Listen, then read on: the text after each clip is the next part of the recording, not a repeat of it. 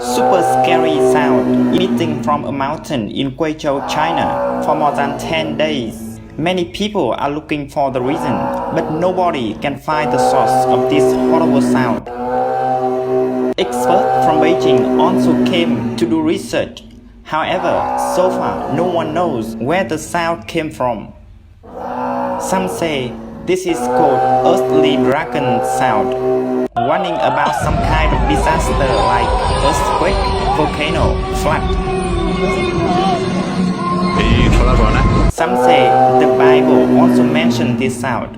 This is a signal warning that catastrophe is coming. Many say this is the sound of the people who died under the Chinese Communist Party dictatorship. In the last 70 years, the CCP has killed many innocent people. This is the sound from the hell. The gate of the hell is opening to pull the CCP down.